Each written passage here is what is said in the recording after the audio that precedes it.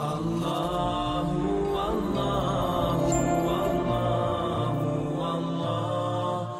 Yang kedua berhubungan dengan masalah adab dan tata krama pakaian dalam Islam adalah kita dianjurkan menggunakan pakaian yang tidak diikuti dengan syuhrah atau tabzir. Apa itu syuhrah? Syuhrah itu sesuatu yang terlalu menyolok sehingga membuat orang jadi menilai negatif. Warna yang terlalu menyolok, terlalu banyak manik-maniknya, pokoknya begitu orang lihat langsung ya orang menilai, kalau bukan baik buruk. Itu namanya pakaian syuhrah. Nabi SAW melarang kita menggunakan pakaian syuhrah. Mungkin diantara pakaian syuhrah orang kadang-kadang pakai, karena itu ada teman-teman di Jogja buat kaos ditulis macam-macam kata-kata besar-besar atau gambar. Kadang-kadang subhanallah gambarnya tidak baik sekali. Gambar sampai pada tingkat kemaluan laki-laki, kemaluan perempuan yang tidak masuk di akal gitu. Lalu dipakai masuk masjid sholat. Yang di belakang sholat baca tulisannya, bukan baca Al-Fatihah. Ini termasuk libasus syuhrah, nggak boleh. Pakaian yang berlebihan yang bisa menarik pandangan orang, bisa menilai paling dominan adalah negatif kepada kita. Juga tabzir. Apa itu tabzir? Terlalu berlebihan dari membelinya. Dia bisa beli sebenarnya baju yang sama cukup dengan 50.000, tapi enggak. Dia pergi ke satu toko yang merek 50 juta. Untuk apa 50 juta? Apa bedanya ikhwat sekalian dan akhwat, saya ingin tanya. Antara baju 50 juta dengan 50.000, bedanya apa? Kemasan dan kiasan duniawi. Kalau sudah dipakai, nggak ada orang tanya 50.000 atau 50 juta baju kamu. Tapi kadang-kadang kita tertarik dengan, oh ini harus mereknya Boss, harus mereknya ini, harus mereknya itu. Saya subhanallah beberapa waktu lalu ya sempat nemanin salah satu seorang tamu saya, kemudian mampir salah satu mall di Jakarta gitu, kebetulan mampir. Ada satu toko, saya nggak usah sebutin mereknya, tapi merek-merek yang terkenal lah. Masuk di situ. Tidak sengaja teman saya ini tanya, berapa harganya jaket? Jaket biasa gitu. 55 juta pak. Berapa pak? 55 juta, diulangi lagi sama dia. Saya nggak percaya, saya lihat 55 juta. Jaket yang sama saya berapa kali temukan di Saudi, di beberapa negara-negara Arab, di Indonesia saya temukan ada yang mirip dan tidak kalah kualitasnya 150.000, 250.000. Kenapa 55 juta? Itu bisa bangun masjid di Irian loh. 55 juta itu bangunin musola, orang bisa sholat 20-30 orang saf. Amal jariah yang luar biasa. Ada apa beli jaket 50 juta? Tapi itu terjadi. Di beberapa pengajian saya dengar informasi ibu-ibunya bangga dengan pakai tas dari kulit buaya lah, dari kulit ular lah, dari kulit apalah. Harganya 200 juta, 150 juta. Untuk apa? Mau diapain tas itu? Tabzir, nggak boleh. Kenapa kalau pakai yang tidak bermerek, kenapa? Oh diketawai sama teman, biarin dia ketawa. Dia mau ketawa, silahkan ketawa. Kenapa? Nggak ada masalah buat saya. Tapi kita di sini la ifrat wala tafrit. Apa maksudnya? Kita tidak boleh juga pelit, tidak boleh juga tabzir, nggak boleh dua-duanya. Tidak boleh juga kita punya kemampuan beli baju, tapi kita nggak mau beli, dibiarin bajunya tua terus. Nggak boleh dalam Islam. Tidak boleh ifrat, tidak boleh tafrid, tidak boleh terlalu pelit masuk dalam bab pelit bakhil, tidak boleh juga tabzir, mubazir, berlebihan. Kita berada di tengah-tengahnya. Pakai baju yang bagus, iya, yang layak. Pakai. Nabi SAW menggunakan kain katun dari Yaman. Nabi SAW memiliki kuda tunggangan yang terbaik di Jazirah Arab. Nabi SAW juga menggunakan wangi-wangian dari negeri Syam di tubuh beliau SAW. Ya. Nabi SAW menyukai ya, hal-hal yang baik, wangi-wangian, ya, penampilan yang rapi. Dalam riwayat Bukhari dikatakan pernah satu malam Nabi SAW keluar, kata Ubay bin Ka'ab radhiyallahu anhu, pada saat itu bulan purnama yang sangat terang. Lalu Nabi SAW keluar menggunakan jubah berwarna hitam yang ada bintik-bintik, ada garis-garis hitamnya. Kemudian beliau menyisir dengan rapi rambutnya ke belakang. Dan kata Ubay bin Ka'ab, sebelum Nabi SAW keluar saya lihat ke bulan, saya kagum dengan bulan karena luar biasa terangnya dan menarik sekali untuk dilihat gitu. Waktu Nabi SAW keluar dengan rapi, dengan wangi gitu kan, dengan pakaian yang bagus, saya lihat ke Nabi SAW, maka saya temukan Nabi SAW lebih indah daripada bulan itu. Kita disuruh berpenampilan yang rapi, bersih, kopiahnya yang bersih, baju kokonya yang bersih, jilbabnya akhwat kita yang bersih, tapi tidak ada tabzir dan tidak ada bakhil, enggak berada, enggak pelit, enggak berlebihan. Kita boleh nikmati. Itu dianjurkan dalam agama Islam. Nabi kita Muhammad SAW bersabda dalam hadis apa? Inna Allah yuhibbu an yara athara ni'amihi ala abdi. Allah sangat suka melihat bekas nikmatnya pada hambanya. Tapi dalam koridor tadi, la ifrat wa la tafrid. Tidak bakhil, tidak juga berlebihan. Ada orang subhanallah, lemarinya penuh dengan sekian ratus baju. Kadang-kadang karena gengsi sama temannya, malu kalau ke pengajian pakai baju yang sama 1 bulan yang lalu. Sekali pakai buang 500 ribu, nggak pernah dipakai lagi. Nanti saya dilihat sama teman saya. Kenapa kalau dilihat? Anda kalau lihat di YouTube mungkin baju saya ini sudah sering saya tampil, nggak apa-apa. Kenapa? Masih bagus kok. Tapi saya akan berikan kepada orang. Saya akan beli baju baru insya Allah. Dan saya suka dengan kebersihan karena Islam mengajarkan itu. Tapi bukan berarti kita berlebihan, gitu kan? Sudah punya mobil, oh ya saya butuh mobil buat saya pribadi, anak-anak saya juga butuh 1 atau 2 mobil baik. Ini 10 mobil untuk apa? Saya pernah masuk salah satu sepupu saya punya teman di Jakarta, dipanggil karena datang biasa saja kunjungin gitu. Masuk di garasi mobil mungkin ada 10 atau 12 mobil. Saya tanya sepupu saya, ini mobil siapa? Ini mobil dia saja, untuk apa? Dikoleksi. Untuk apa koleksi mobil? Satu mobil harganya 1 masjid loh. 400 juta, 500 juta. Saya tahu, saya lihat dengan mata kepala saya masuk ke hutan-hutan di Irian Bapak Ibu sekalian, demi Allah, saya masuk, mereka nangis minta dibangunin masjid. Nggak ada duitnya mau bangun masjid. Yang penting ada masjid Ustaz, kami mau sholat. Yang mu'allafnya, yang pendatangnya banyak. Di pelosok-pelosok, di Kalimantan begitu, di mana-mana. Butuh di Sulawesi, yang tempat-tempat saya datangin luar biasa gitu. Mereka butuh sekali yang dibantu bagaimana cara ini. Enggak, kita sibuk dengan berbangga-bangga dengan masalah dunia yang cuma kemasan. Kalau Anda meninggal, demi Allah hanya dikatakan ini baju bekas si fulan, ini mobilnya dia, ini sepatunya dia, selesai, habis ceritanya. Dunia itu kan ditinggalin. Enggak ada ceritanya baju kita yang mahal, sepatu kita yang mahal, yang bermerek akan dibawa ke kuburan Pinang Lahat. Mau dikubur sama-sama? Enggak mungkin. Ditinggalin, hanya dikenang saja. Maka la ifrat wala tafrid, jangan berlebihan. Saya terus terang pernah 1 kali ke Irian. Sudah berapa kali waktu itu? Karena saya kebetulan waktu itu diangkat oleh teman-teman menjadi ketua pengiriman dai ke Irian gitu, se-Indonesia. Saya datang ke sana.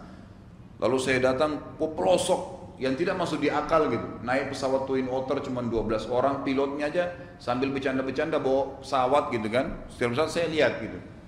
Kalau hujan dia kembali. Kalau enggak dia kembali lagi ke hutan gitu. Lalu saya sampai ke pedalaman-pedalaman yang tidak bisa dijangkau kecuali dengan pesawat-pesawat kecil ini ataupun dengan kapal-kapal yang datang sebulan sekali gitu. Saya dikagetkan dengan waktu saya mulai dakwah di sana. Saya tinggal di kampung ini 2 minggu, di sini seminggu, di sana 3 minggu, pindah-pindah. Berapa lama saya pindah-pindah gitu. Tunggu speedboat atau kapal datang baru kami numpang lagi ke sana gitu. Saya terus terang waktu itu ya berpikir siapa ya umat Islam yang bisa sampai ke sini. Sampai waktu saya mau tinggalin kampung itu nangis, Ustaz siapa ya dai bisa datang ke sini gitu. Kayak tadi saya bilang mereka berharap ada yang bangun masjid nyumbang gitu. Kalau saya lihat mungkin harga-harga 1 mobil di Jakarta yang biasa kita beli itu sudah bisa beli bangun masjid. Mungkin kalau 10 orang nyumbang untuk harga motor bisa bangun masjid dan itu pahalanya besar.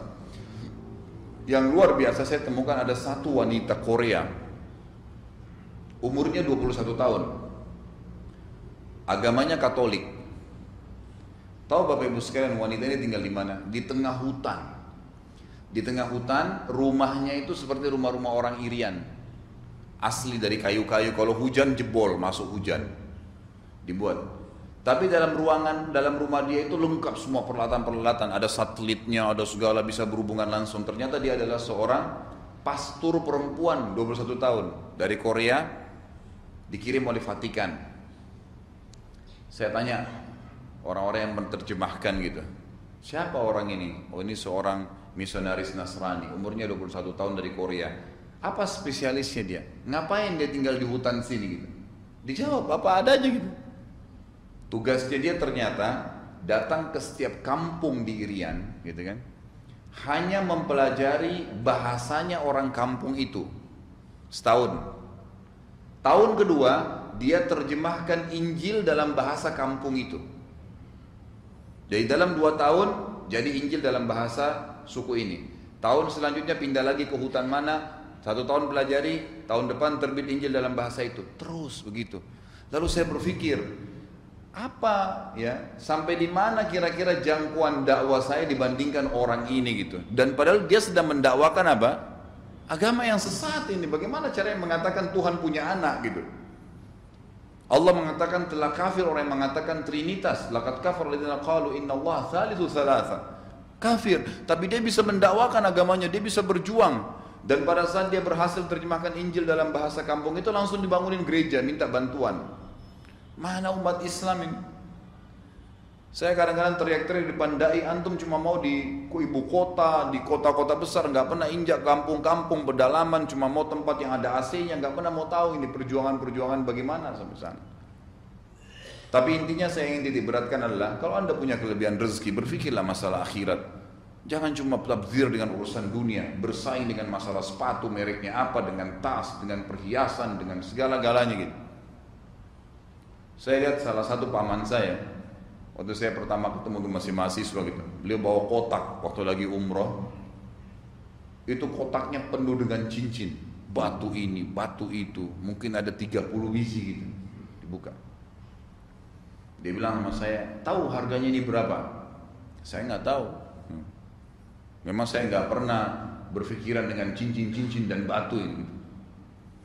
Ini 50 juta, ini 70 juta, ini sekian juta. Cincin, untuk apa? Ditaruh di jari, selesai. 70 juta. 70 juta saudaraku buat Al-Quran, beli buku agama, bagi kepada umat Islam, bantu fakir miskin dekat kita, sumbang bangun anak yatim, amal jariah buat anda. Untuk apa cincin 70 juta, 100 juta? Ternyata apa? Saya tanya, untuk apa gunanya paman? Oh, gunanya ini kalau ketemu sama orang-orang level kaya-kaya, maka semua pakai. Nanti dari situ minumnya pun ada caranya, cincinnya dihadapkan dengan gelasnya gitu kan, supaya orang tahu oh, ini cincin merek ini, atau ini cincin batunya ini, dan seterusnya. Subhanal Khaliq gitu. Orang berpikir di urusan dunia ini betul-betul seperti orang yang tidak bisa lepas darinya. Saya sering sampaikan di pengajian, kalau orang punya berlian, ya, berlian seperti bola pingpong, kaya nggak? Kalau orang tahu permata pasti orang bilang kaya ya. Baik kalau seperti bola basket, ada orang punya berlian seperti bola basket, kaya nggak? Contoh perhiasan, kita katakan kaya. Ada orang punya tanah 1000 kali 1000 meter di Menteng, kaya nggak? Baik, sekarang anggap di depan mata kita berlian tadi, kita akan katakan luar biasa. Ada orang punya mobil Ferrari, mobil apalah yang mahal-mahal semua, ada Hammer, sekian miliar depan mata kita, kita akan anggap wah ini luar biasa, mahal. Persepsi kita mahal, persepsi duniawi ya mahal, mahal. Kita yang mengatakan persepsi mahal tuh. Kemudian tadi tanah yang luas, siapa yang punya tanah ini luar biasa. 100 meter saja di Menteng sudah mahal, ini kalau 1000 kali 1000 meter berapa hektar? Tapi coba saudaraku, anda naik pesawat, lihat, taruh berlian itu di tanah, naik pesawat, kelihatan gak berlian itu? Tanah tadi yang di Menteng yang luas, naik di atas pesawat, kelihatan gak tanah itu?